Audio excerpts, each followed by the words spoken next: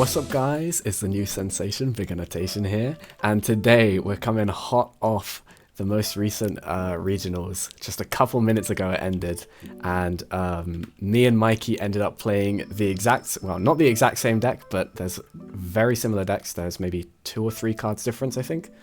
And we ended up placing first and second. So us two were in the finals playing a complete mirror match, which was amazing, of course. Mikey ended up taking it, unfortunately for me, but you know, I'm happy for him. And I ended up placing second, so can't complain about that. And yeah, we're just gonna run through the deck profile together and show you guys the deck and the couple of changes that there will be throughout the list as well. So yeah. Yes, sir. All right. Meki, I'm sure you saw deck profiles already. It's set 13 leader, but I'll just go over real quick. So on swing, you just take 2 balls out of your life or your deck, and that's it. And you awaken if you have 7 balls in your drop, and you awaken by untapping 1, drawing 1, and warping a card from your opponent drop area. This is very important effect, especially in mirror match, and the warping thing. Yeah, for sure. On the awaken side, it doesn't take the life when he awakens, which is kind of cool, because you can play very grindy the deck, and just you can tell when you want to go to the lower life with your sparkling negates. So on swing, he has an auto when he attacks, draw 1, and it's not once per turn, which is really important for the second effect. Second effect is activate main, and you bottom deck a card, and you can take a 4 or less from your opponent side of the field, or you can remove 7 balls from your drop to gain a triple attack on a leader. So you get triple attack and 3 draws from the ultimate, and it doesn't flip like normal Shinran leaders at the end of the turn.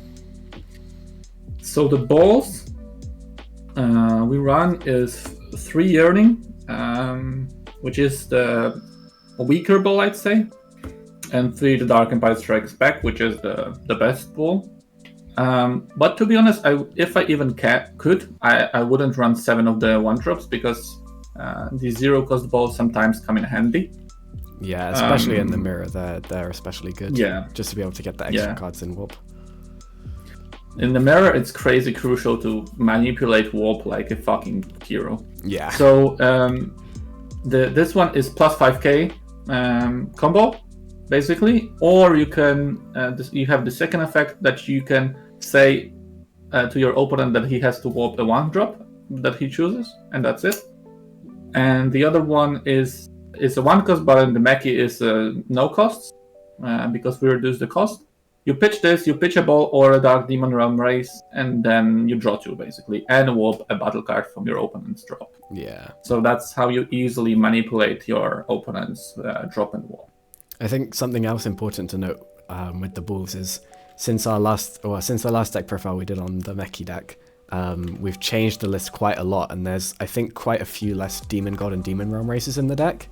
So with the current build, we have to be a lot less greedy in terms of, like, sometimes we're just taking 1 of each ball and then pitching both to draw 2, rather than, because in the previous build I was pretty much always just taking 2 copies of the good ball to deck fit as much as possible, but you can't be that greedy anymore because you don't have enough Demon Realm Race and Demon Gods to facilitate that. Yeah, and the reason also is that if you go greedy with the balls and you take 2, you want to be like dropping the battle cards that actually have an effect when they are in the drop, and you have some of these, but we are playing like 4 copies only, so we just decided to cut it because it was too much of the space to actually have a value out of it, and just went for normal. You take 1 of these and 1 of these, and just pitch the other one with the other one and just draw 2. So in terms of self-awakeners, let's say it like this, because it's not a life awakening, we play 10 cards. So we play 2 of the Meki 1-drop. Simple as you play him, you take 1 ball from your deck and drop another ball from your deck. Both of them are up to, I believe. Yeah. Yeah. So you don't have to pitch a ball if you don't need it. And the second effect, activate main for 3 energy if your opponent... No, it doesn't have... If your opponent has 3 or more energy, and you warp a battle card from their drop, you can play an 8-drop Meki and it from hand or drop, and it gets a barrier. Yeah, this Very good card card. becomes so good late game. Just Yes, sir. Because you can combo out your whole hand and then just play from drop on the club buck, as well as Z deck, which is a lot of threats. Yeah. And your Z leader just restands the 8-drop, so it's really, really good. So to correspond with that, we play also the Kai and the Salsa. Both of the maximum copies available. Just because we wanna be able to awaken turn 2 if we need it. We can go grind, and it's nothing bad in going grind, though both of these cards are actually great going grind. But if we need it, we just if we need like self-awakening, we just had to play these then. Yeah, I actually and don't this one think... in mirror is fucking amazing. Yeah, the Salsa is super key in the mirror to warp 2 cards with 1 card. Yes, I sir. genuinely don't think I turned to Awakened at all today. I was in the last region I played Meki, I was turned to Awakening almost every game just to try and aggro people down like crazy. But with this build, I'm playing much more of a slower, grindy game plan. Just going for like turn 3, turn 4. I think there was a game where I turn 5 Awakened, just because like you are able to do that because you don't have to dig all of your wolves out immediately. You can just +2 on later for ages. Yes, sir. But you can, and that's the great part. Like, if you are getting aggro down, I actually had to awaken my turn 2 when I played against Goku Zeno. Yeah. Because that matchup is pro. So much aggression. You just have to find the pieces. Yeah, for sure. Especially if you start. If you start, they are going ham on you from turn 1. And that's actually really, really bad. You want to go second actually against the aggro black decks, so you can actually have 2 balls taken out turn 1. And I found as well that it's generally much better going second against Green Gohan as well, because you get to aggro them down like crazy. Yeah. The one thing to note is that the Kai is very important because we actually made the deck to the level that you can actually out-resource your opponent. And because we initially played 3 copies, but because of the cards I will show you later, we bumped it up to 4 just to have an ability to like go slow and just poke our opponent even if they got a 20k leader for no card in hand. Yeah, it's like perfect for if you get floodgated. I had so many people tell me today that it felt like they were playing against a hand control deck because I was just swinging once or twice and then warping about 3 cards out their hand and drawing back up. Yeah, exactly. So then we have like Salsa, the discard one, and the Shroom. So the support from the last set. She's crit, and when she can be played from drop, which is cool because you can pitch her with the ball and just play it. And 15k crit is good because you can crit a life and then use balls to fill your opponent's warp. Mm-hmm. If you hit the battle card, because I hit the fucking extra card in the finals. So that's it. It's just 2 copies because you can't play it early. I mean, you can if you draw it, but playing more than it doesn't put your balls to drop. So in terms of like having ability to awaken fast or when you want, it's not helping you at all. But it's good because it warps 1 card as well. Yeah. And something else to note is like because it is a 15k crit. Once we get to like turn 4 and people start Z awakening or using like bean effects, it's pretty useless because like the other little guys like the Shroom, Salsa, and Kai all give you accumulating value whilst they're on the board. Salsa's version of accumulating value is just 15k crit swings, but if they're 20k, it doesn't do anything. Exactly. And we have a Shroom. Great card, useless in mirror. Yep. But overall, it's a great card. You pay 1 when your opponent has 2 or more energy. You play it, swing. If your opponent, you warp a card 7 or less from field, and if your opponent has 2 or more in warp, you draw. So basically, it's a cantrip 20k for 1. Yeah, it's with amazing. Removal. It's so good. With removal. And those are kind of the smaller guys that you can play without having the balls in drop. The Kai and the first Salsa, you they have no need requirement to have the balls in drop to play them. And then we have some more cantrips. We play. Wow. Get the foils out, yeah, boy. And 2 Shins in main.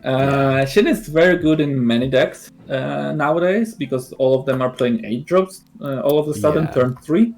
So it doesn't matter if you go first or second, you can still play the Shin and be fine with it.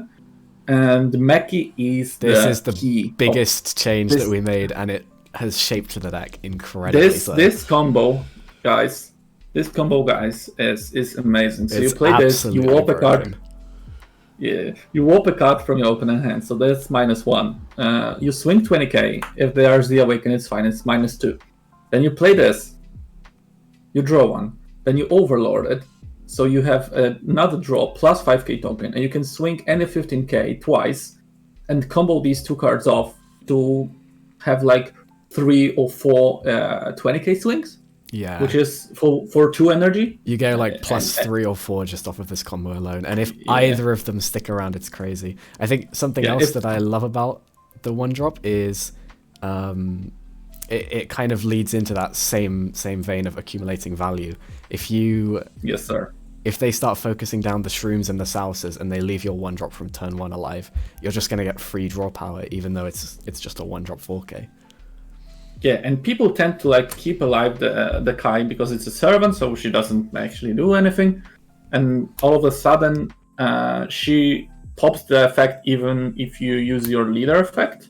So you can, if she survives, you can leader effect, warp their card from their hand, then play Meki, Overlord, and like keep it going. It's crazy combo. I think this is the tech that solved all my issues with Meki. Yeah. Because the deck doesn't draw a lot. In terms of after Awakening. It means you can go grind game. It means that you can still get value when you get floodgated. Exactly. It's recyclable with Power Burst, which is one of the best negates in this format in my eyes. It's just so amazing. It's such a crazy especially if your leader awakens at 8 life. Yes. So you can... And if you're filling your drop by your own awakening condition. Yes, sir. So then we have the boss monsters, which is 4 of the new one and 1 of the 8 drop. Never played it. I also never played it. Yeah.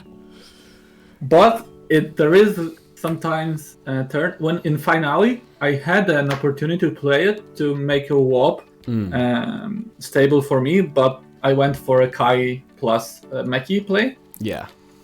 So I sided it sometimes because it's not really needed. It's just a win more card for me, but it sometimes for sure comes useful. I think against aggro matchups, that card really shines because if they go super wide going into your turn 3 and then you awaken turn 3 by playing that guy from the drop as well, it's just completely game changing. Yeah, it is. It is. Sometimes it's a good tech to have. Yeah. I wouldn't cut it. You can just side it. Because it's also a pitch. And then and then you have the new 8-drop, the busted card. The craziest card ever. I don't know, man. Deflect Duel warps a card from a hand, ignoring barrier, no matter the cost, and you steal a card. Yeah.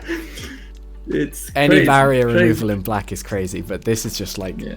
barrier removal on top of everything else. It's so good. Yes, sir. And it actually came clutch with your Z leader, which I will tell you later. Yeah, when we come to the Z deck. Definitely 4 off. Don't play less copies. That's amazing. And then we have the super. So super is standard, nothing else. I wouldn't play the sparkling super because we play a lot of extra cards. Yeah. So you need the deck filter to be able to cycle. And also on turns where you might like remove the 7 bulls to get triple attack or use it like a Bardock Overrealm, you still want Supers live after that, you know? Exactly. So as we're talking about the extra cards, triple Darkness Judgment, broken card. Yeah, I think this is the first of the changes that I made because I still had 4 copies in the main. But yeah, you took it out for something else, which we'll get into later, I imagine.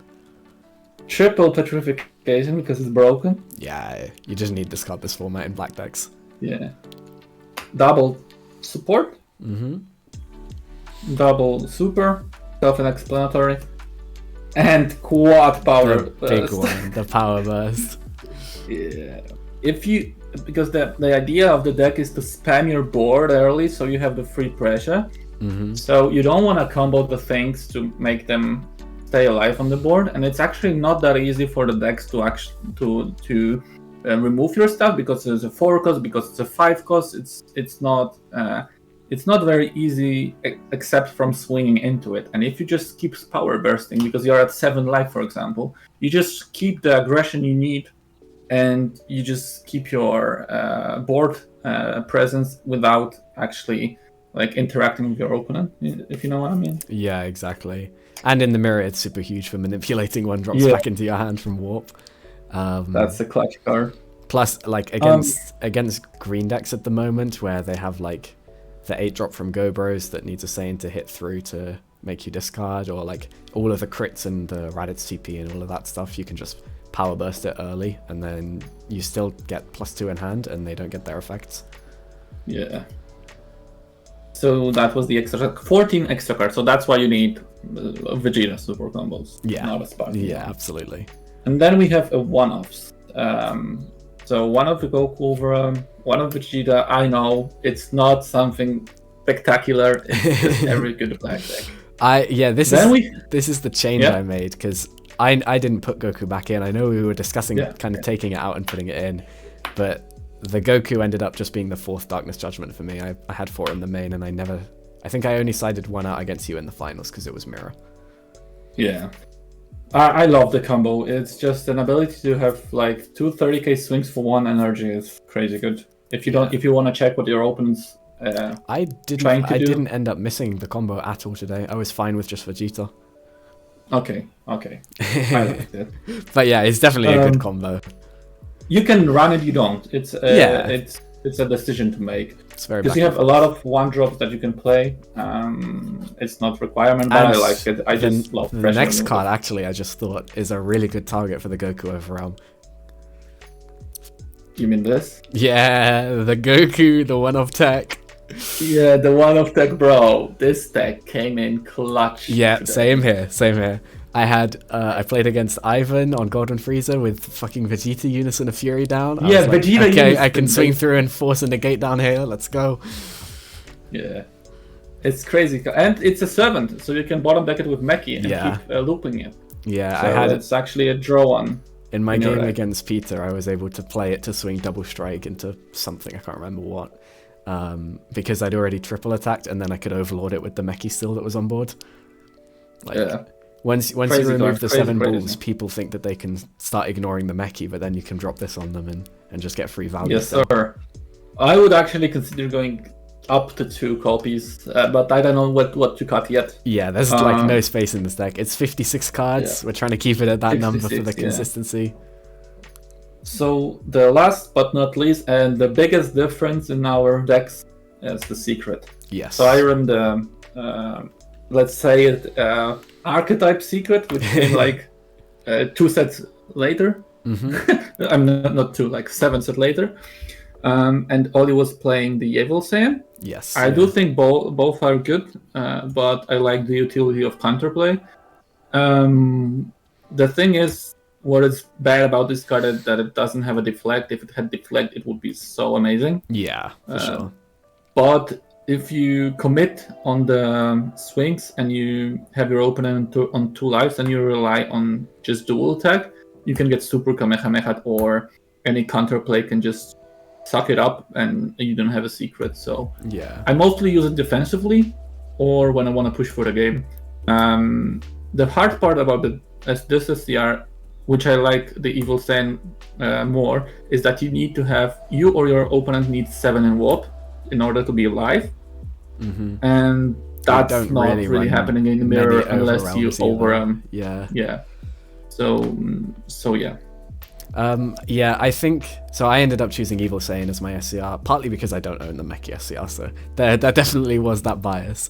I didn't want to just go out and buy the card for this, but I think we can both agree Meki SCR is definitely better in the mirror because it completely fucks over Bardock Overrealm because you can counterplay. Yes, sir. I definitely prefer Evil Saiyan against Green Gohan, however, which is another reason why I ended up opting for Evil Saiyan was because I was expecting to play more Green Gohan than Meki, and I felt like also with our mirror matchup testing, I was probably okay in the mirror without the Meki SCR anyways, unless I play Eve. Yeah, that's true. That's true. It's great against green decks. It's really good. Yeah. Because you have the power to push through their negates. Yeah, absolutely. It's kind of one of those things like you can go Evil Saiyan or you can go Meki. It's one of the two. You can go any SCR in a deck. You just adapt your playstyle to, and you can go even with the ape. The ape is also cool. You can go Pan. We were thinking of trying Pan.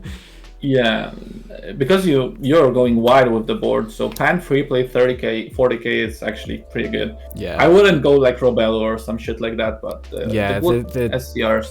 Yeah, the deck needs its energy. Like, you need to be paying 2 for the 8-drop and paying 1 to Z Awaken, which is another plus point for Meki, I guess, over Evil Saiyan, but it's another reason why you wouldn't run like Rebelli, but Pan is maybe pretty good. Yeah, exactly. Energy. Yeah. So, Z-Deck? Yeah, go for it. I think our Z-Decks are exactly the same.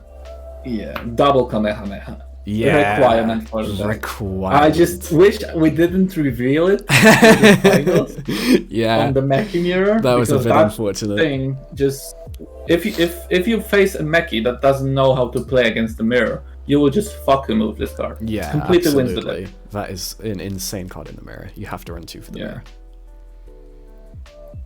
2 Boo. Yep. 2 Goku. Never played them today.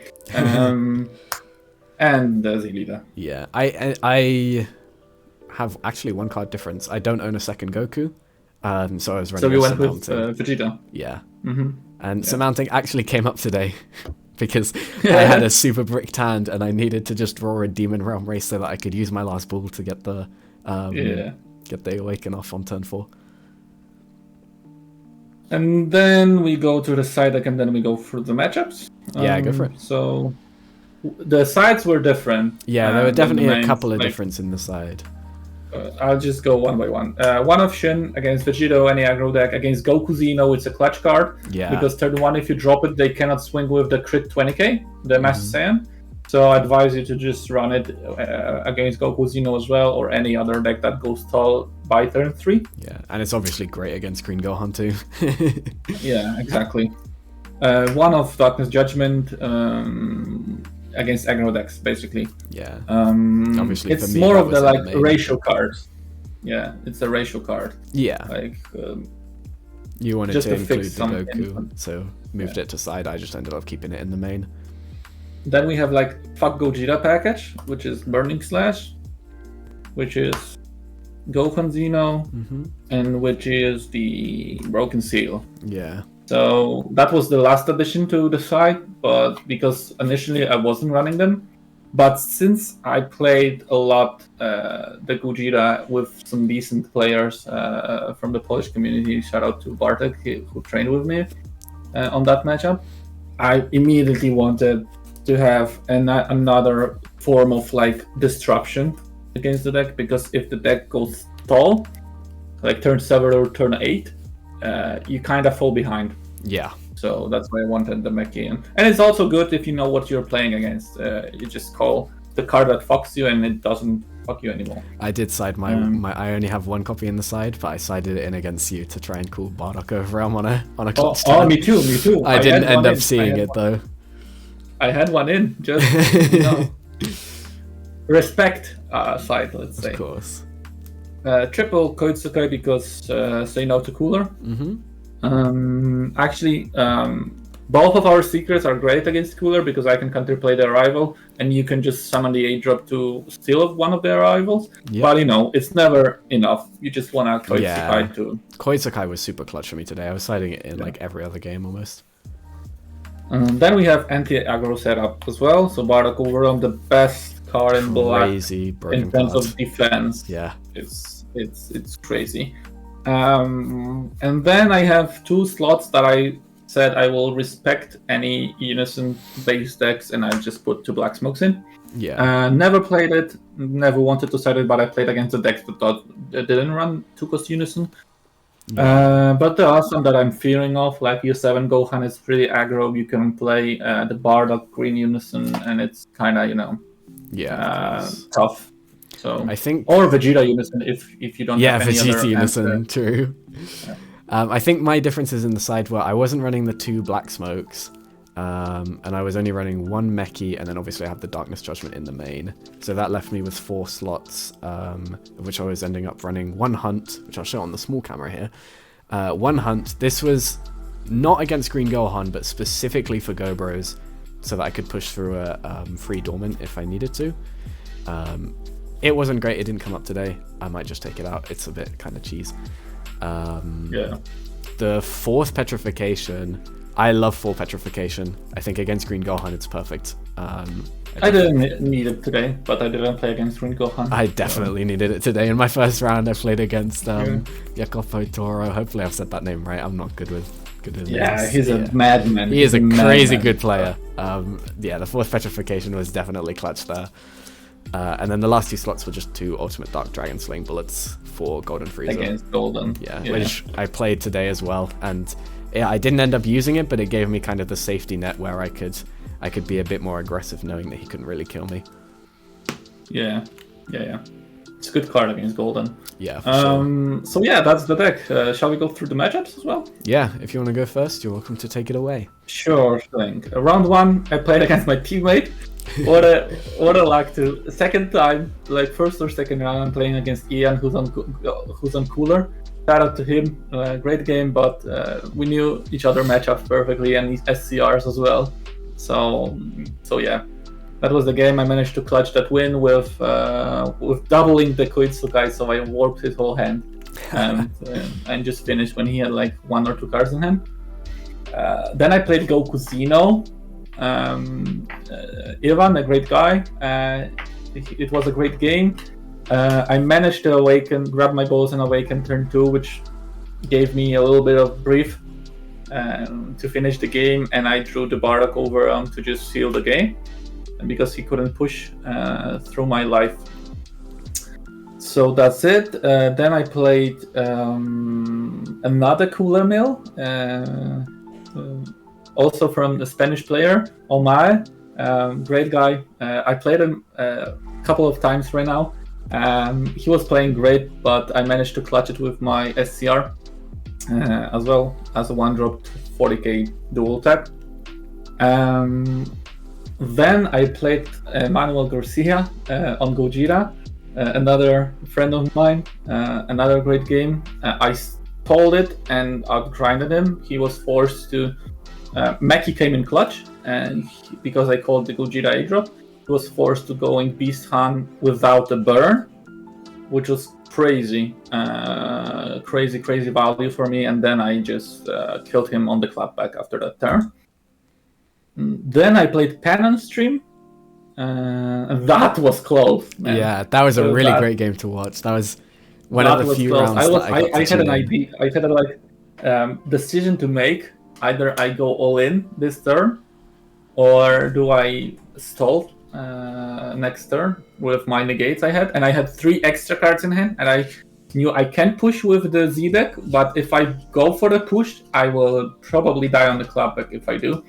And I had the secret as well, so I had 4 cards like secret and 3 extra cards and the Bardock, because he discarded the Bardock from my hand. So yeah, that was really clutch game. Ended up out comboing the swing, and I had the Z extra to cover it up if the other swings come. So yeah, that was really good game. Shout out to the Pen player. And the finale. Against no one else but the fucking legend Biggle. Hell yeah. That was game, bro. That was we tried it to like hide it until finals. But yeah, like you come to the final of the regional and you have to reveal it, right? Yeah. How you play against Mirror. It's a math game, to be honest. I'd call it a math game, bro, in terms of how you manipulate the areas and how you gain the value on your opponent. Definitely Shin came in clutch because I stopped your secret from coming in. Yeah. Other than that, pretty classic Mirror. Yeah, so for my matchups, round one, I was versus Green Gohan, going into the tournament against, like I said before, Jacopo. Hopefully I'm not fucking butchering that name. Yeah, super great player, super incredible player. Very happy to get the rematch against him because I played him at finals. And yeah, he's a menace on Green Gohan. It came down to, he was on 3 cards in deck, like partway through my kill turn, and I used Evil Saiyan and I warped an Uneasing from his life, and then his 4th copy of Uneasing was still one of the 3 cards in deck, so it meant that I could push through. Although I'm thinking about it in hindsight, and I'm wondering if he had drawn the Uneasing, if I might have been able to mill him out, because the Uneasing would have forced him to draw a card, taking him to 2 cards in deck, and then I had the Crit Salsa in my hand, which I was holding to kind of present one last swing if I needed to. And so if I'd played that, I would have forced him to draw 1 and warp 1, leaving him 1 in deck, and then just passed and he would have milled out. So, I mean, you know, if he'd drawn the Uneasing, it might have been a different game, but that could have ended up being a strategy for my kill turn, which is hilarious. Round 2, I was against Red Jiren, and that was an insane game. I super messed up my balls, in game, of course. And I didn't like dump enough balls, so it basically turned out I took 4 damage by turn 2, I think. And then when I went to swing with my leader, I checked my life, and there were still 2 balls left in my life, because I hadn't been able to check my life because I think I went first that game. So then I had to go down to 2 life off of one of my leader swings to make sure that I could get all of my balls and awaken. And then I ended up with like 1 ball left in deck, so I stayed unawakened on 2 life for a turn, because I hadn't dumped enough balls. But I managed to pull off a crazy kill turn against him where I think I awakened on turn 4. Yeah, I think I awakened turn 4, so then my turn was ended up being playing the new 8-drop, and then Z-awakening with triple attack on my leader. So triple attacking my leader, Z-awakening on the 2nd swing to get the max combo power through. Playing 8-drop, stealing one of his 4-drops or 5-drops, warping a guy from his hand, warping a guy from his board, Evil Saiyan to play another guy, steal a guy, and all of that stuff. Z-leader skill, restand the 8-drop, steal a guy, and then I overwhelmed as well to kill him. So by the start of the turn, I had nothing on my board, and by the end of the turn, I had like Evil Saiyan 8-drop, about 3 or 4 of his battle cards, and then I was able to overwhelm and clinch it out. So it was a super crazy kill turn. Managed to kill him for 5 life when he had 2 energy up as well. So yeah, super clutch game there. Round 3, I believe I was against Ivan Serrano Perez. I think that was correct. I think I played against Golden Freezer there. Yeah. That was a super good game as well. Great player. Yeah, absolutely. I feel like I played against just great players all day. It was awful. Yeah, no easy wins. Right? No easy wins for sure. I was against Golden Freezer. I checked my life and I saw 3 of my 4 new 8-drops in the life, and he wasn't hitting me at all. He was keeping me on high life the whole game. And that was a game where I had the issue where I didn't have a Demon Realm Race or Demon God to discard off my ball on turn 4, so I couldn't awaken on turn 4 because I couldn't find another Demon God or Demon Realm Race. And then on turn 5, I still had the same issue because he still wasn't attacking me. And I had to go into surmounting into the Z deck to take myself from 8 life to 7 and find just a Demon God or Demon Realm Race to discard so I could awaken and start like actually doing stuff. But yeah, I just managed to sort of get the value going. I don't know if he was running Nimbus or not because he didn't end up dropping Nimbus on me, which I think would have shut down a couple of my turns anyways. But yeah, just managed to get the value going with some of the overlords and slowly hand controlling him down, and then eventually managed to kill with an 8-drop from my drop area to remove a Sin from his board as his last blocker on the board, and then just push through from there. And then round 4 was where I played against Peter Dance. Shout out to Peter, obviously our teammate. He was playing Ape Coup, which was a very, very cool and interesting pick. And hopefully we'll have that deck profile on the channel soon. Unfortunately for him, I went first that game and I was able to push through his unison very fucking quickly. And then from there, it was just kind of he wasn't able to restabilize onto the board all that easily. But I think going second that matchup would have been a lot harder with all of the barrier stuff and the blockers protecting the unison. Round 5, I played against David Serrano Perez, so I played against both the Serrano Perez brothers, which was, again, another great game. He was playing green Gohan, so that was a second green Gohan. Unfortunately for him, he didn't really see any of his floodgates early on, and I managed to go second that game, which I think is better against green Gohan because you get more aggro on them. And I was also able to stick my board with the power bursts, like Mikey was obviously explaining before. So I was able to stick my board quite a lot and just aggro him down, and I think I killed him on like turn 3 or 4. It was a very, very quick game. And then obviously round 6 against Mikey himself in the finals. Unfortunately lost that one. Or even just the threat of Mechi SCR was enough to make me not play Bardock Overarm, and that ended up causing me to lose, whether you had it or not. Which I imagine you did at the time anyways, because you dropped it. I had it. Yeah. From turn 3, yeah. Good players always draw their SCR, right? Of course. No need searchers. You just shuffle correctly. Yeah, absolutely. I actually took it from live, by the way. Did you actually? That's jokes. Yeah. If I'd Bardocked Overarm at the start of the turn, maybe. No. I had it on the turn you wanted to Bardock. Oh, okay. Earlier. I drew it from the power best when I did. Okay, cool. No misplays. But yeah, that was my matchups. Altogether, very, very competitive decks and very competitive players. So I'm super proud to have made it to second place and only lost to Mikey. And we definitely need to test more of that mirror because it's just such an interesting mirror. And it's amazing. Yeah. I gotta say, it's very similar to yellow versus yellow. Yeah, for sure. You just outgrind your opponent and outplay it to kind of make your way in, and that's the same with Mechi. Yeah, that's really, really the same. There's a lot of, if you overcommit, you're dying on the club, but like seriously dying. Like, yeah, you have to play so carefully on both ends. Really, it's a very skill intensive mirror, which is like oftentimes people say mirror matches are boring, but this is definitely not one of those. It's a very, very, if you're a competitive player, you'll really enjoy this mirror match. Yes, sir. And you can watch it on Lookout stream. True. Shout out to the Lookout and Joe Revel for commentating the event. Hell yeah. You can watch Mikey's game against Pan, and then our final match, the mirror match, of course, on the Lookout's Twitch and probably the YouTube soon.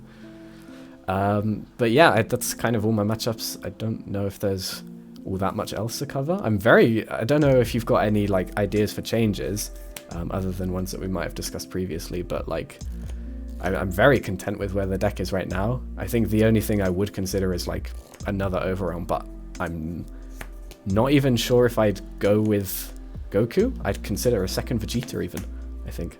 Yeah, it was the thing I was considering also, going second Vegeta, just consistent Overrealm. Yeah. Whenever you need it. Let's just say we might change the deck. Yeah, we'll see. Yeah, we'll see. There's changes we've discussed that we'll keep in for those in the know, you know? Yes, sir. But for sure, the Overlord Servant package, like that's my favorite cantrip in the game, that MECHIKABURA. That's not changing. That combo is insane. The fact you can and the thing you can recycle the Kais. And yeah. It's just perfect.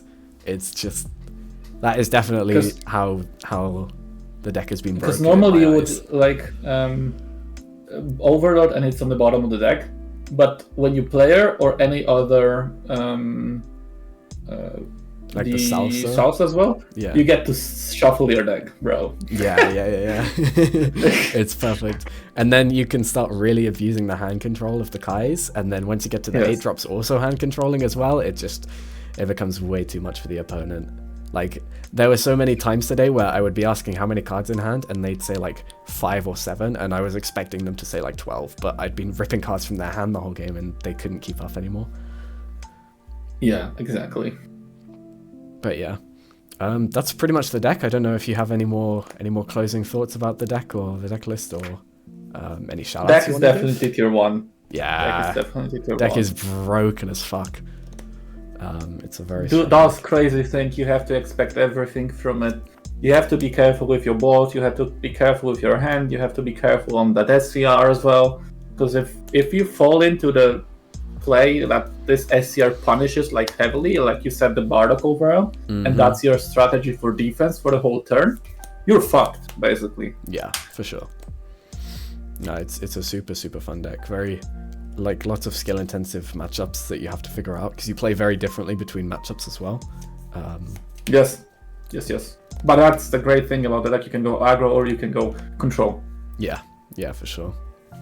Definitely against like yellow when they try to Nimbus you, because Nimbus is a great tool right now against a lot of decks. The triple attack, man, forces them to lose so many cards from hand.